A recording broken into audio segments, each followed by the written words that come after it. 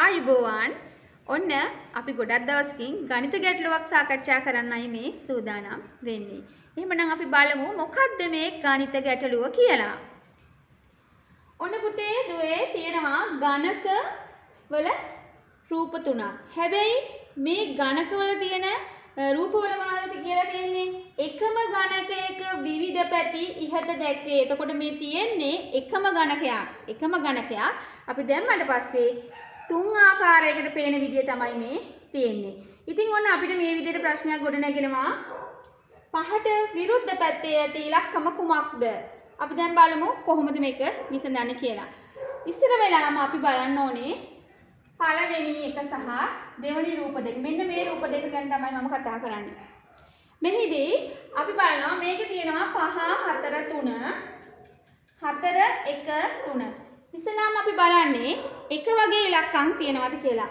තියෙනවද බලමු. ඔන්න 3 තියෙනවා නම් මම මෙයා කපනවා. මේකෙත් 3 මේකෙත් 3 එනිසා ඔන්න කැපුවා. 4 තියෙනවා මෙතනත් 4 තියෙනවා. එහෙනම් 4ට 4 කැපුවා. ඔන්න දුවේ පුතේ ඉතුරු වෙනවා 5යි 1යි.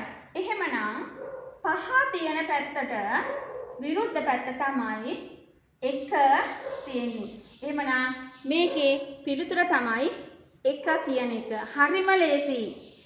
අපි යමු එහෙනම් ඊළඟ කොටසට. 4ට විරුද්ධ පැත්තේ ඇති ඉලක්කම කුමක්ද කියලායි අහන්නේ. එහෙමනම් අපි ඉස්සෙල්ලා බැලුවේ මේ දෙන්නනේ. දැන් අපි මෙන්න මේ දෙන්න තමයි බලන්න යන්නේ. හරි. එහෙමනම් අපි බලමු. මෙන්න 3 තියෙනවා. 3ට 3 මම කැපුවා. 1 තියෙනවා. 1ට 1 මම කැපුවා. එහෙමනම් ඔන්න ඉතුරු වෙනවා 4 2.